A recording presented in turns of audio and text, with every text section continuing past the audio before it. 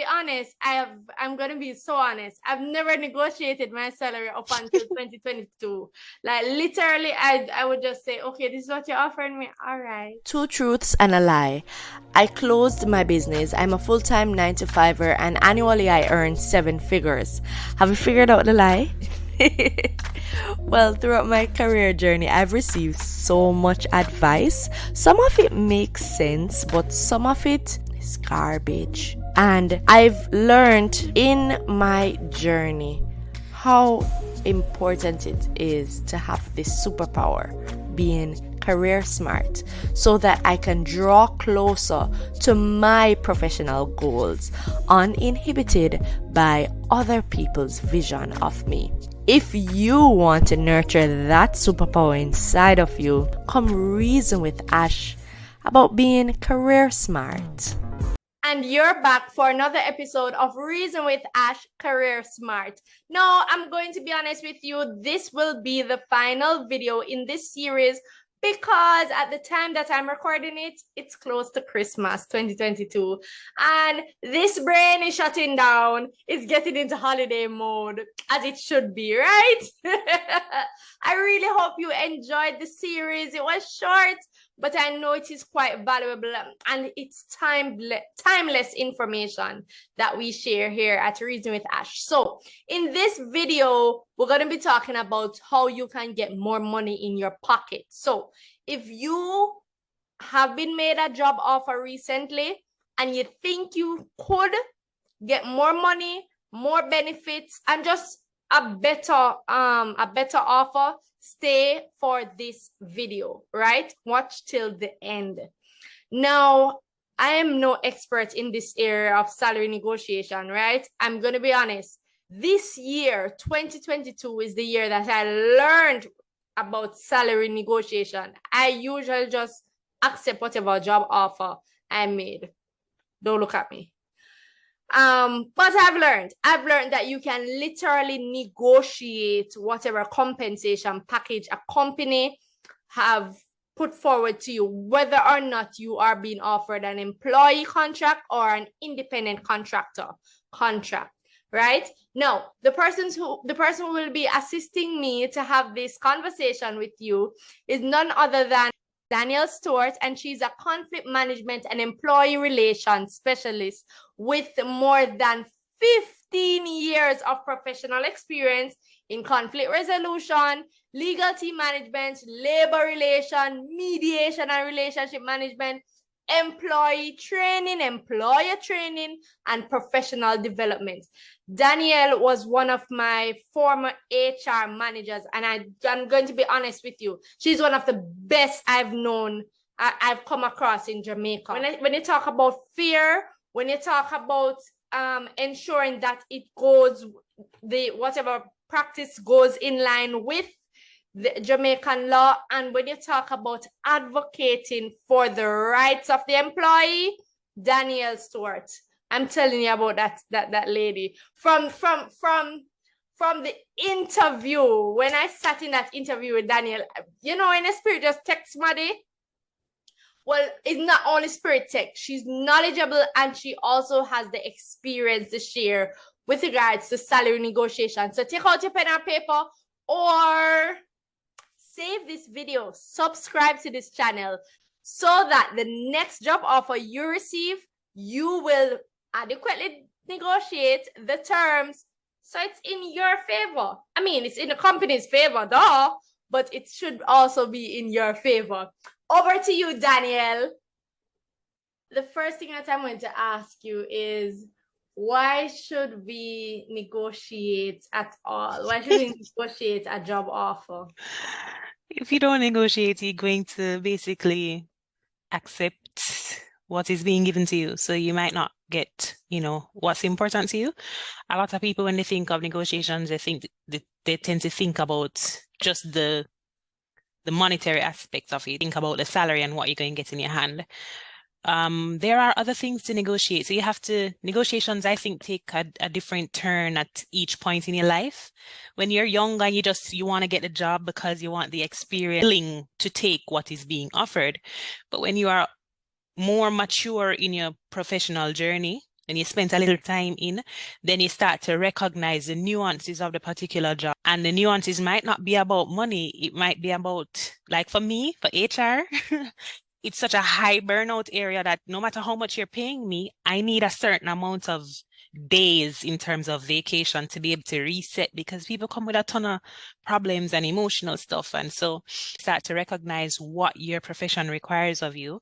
There's a lot more to put on the table than just the financial implications and can you pay your bills, when everything is said and done. So it is best for you to walk into any career discussion kind of knowing what's important to you at that stage of your life and having those things ready to talk about, because other than that, you would just be accepting what is handed to you.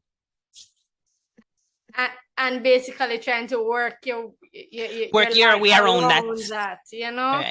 Right. Which is not so smart. I'm guilty of doing that. Me too.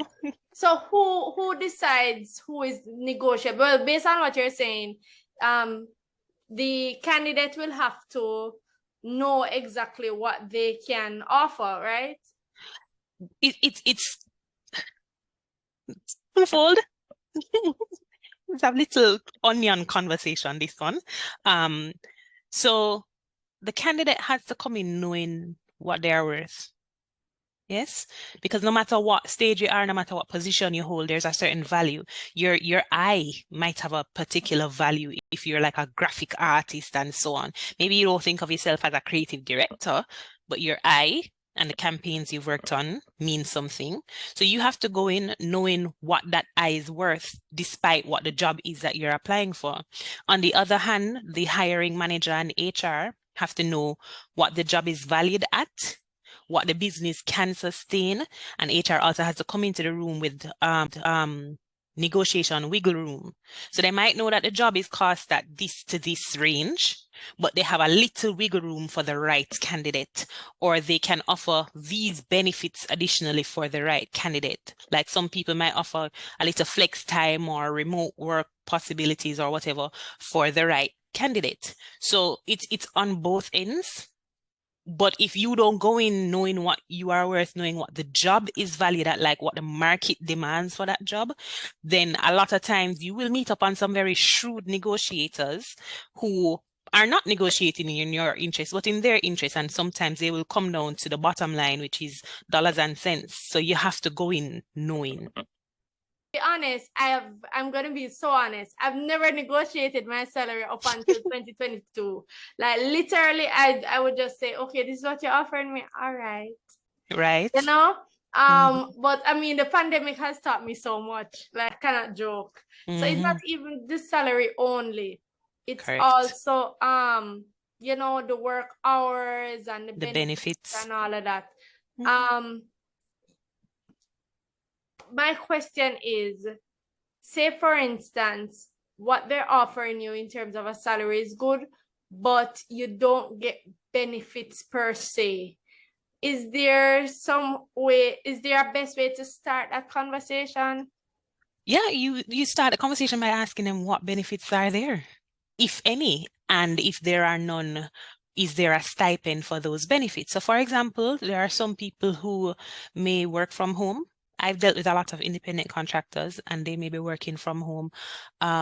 You consider things like there are no benefits, but you consider giving them an internet stipend to offset the cost of that. Some companies look at electricity, paying the electricity bill, even though it's not health insurance and life insurance and all that, but it is still something credited towards the person's particular situation and the conditions of the job that you're asking them to do. Some people give phone credit if you don't have to be on the phone a lot, those little things.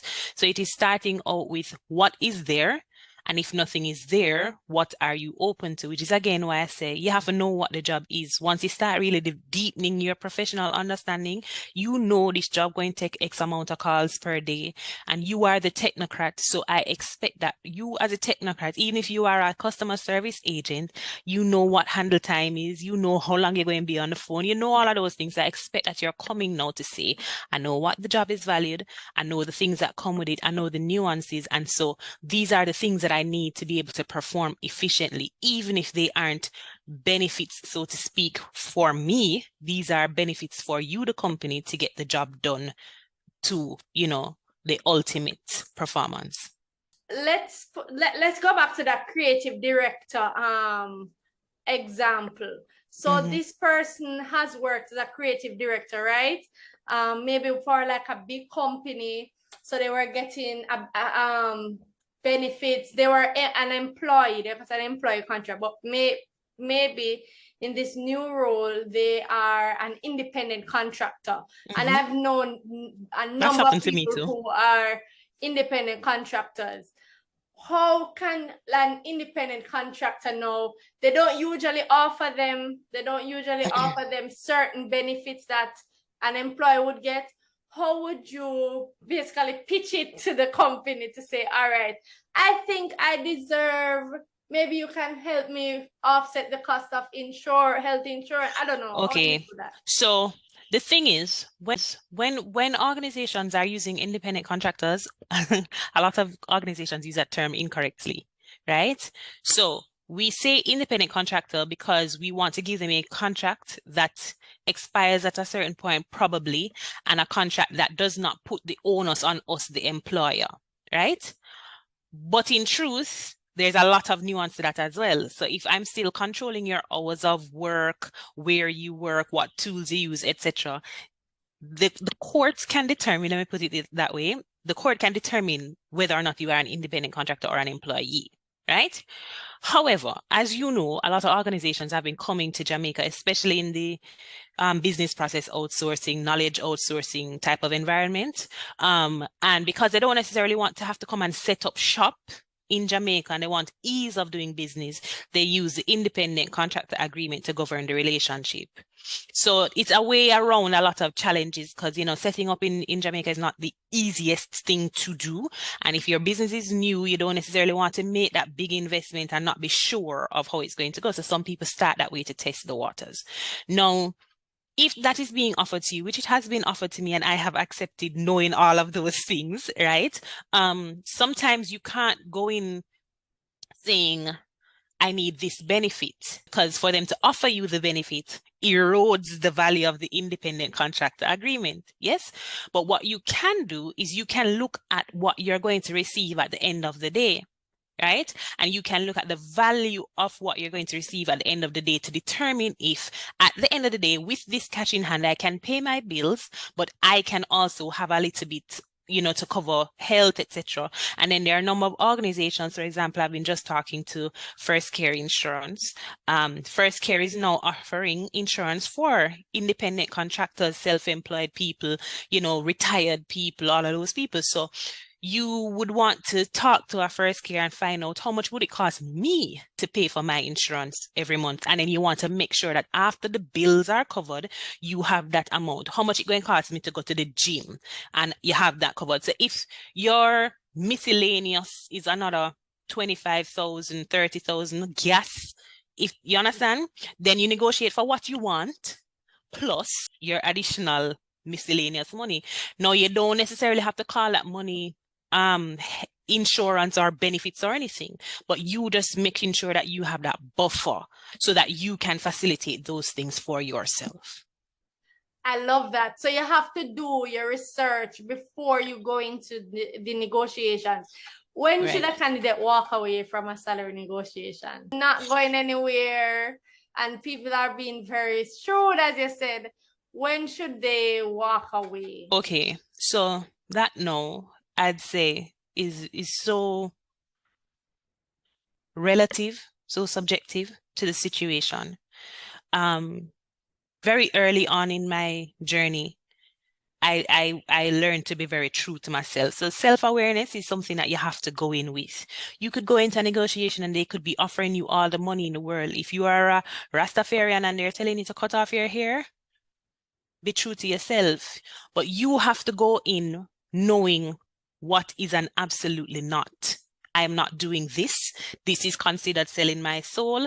This one is not aligned with my religion. This one is not aligned with who I think I am. You have to go in knowing what is alignment, right? So some jobs might offer you the right amount of money, but not the benefits. Some job might offer you the money and the benefits, but not the time off. In terms of your time is going to be eroded completely. You won't have any time for family. You won't have any time for friends. Da, da, da, da. And you have to decide for yourself what that cutoff is. So you might go into one and say, okay, I want to make $5 million off of this job. But when you reach into that salary negotiation, they're offering you 6 million.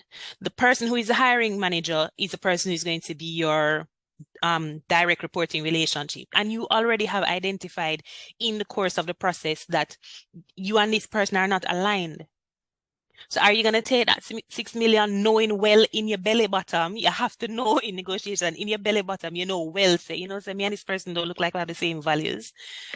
Are you going to take it?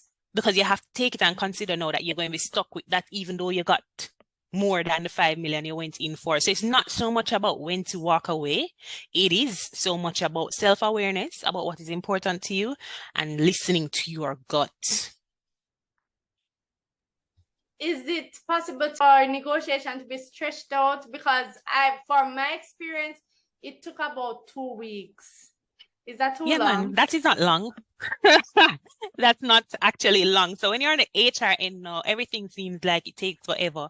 So I know a lot of people looking for work say, oh, I've applied to everything and I don't hear back from nobody when you send the application. Like 2 weeks ago, I've heard back from people all 1 year after I apply for things. Let me tell you what's happening in the background. In the background, the company may be shrinking, or the company may be growing and the role may be changing. The role may be moved from one department to another. The cost of the role may have shifted.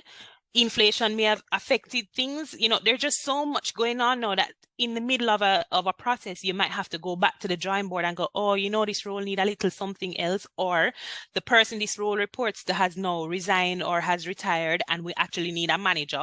This candidate looks like they could be the manager. Maybe we should bring them on and then give them a slow onboarding into the managerial role, and so you have to create a whole career path and a plan for that person. And so there's so much stuff going on in the background on the HR end.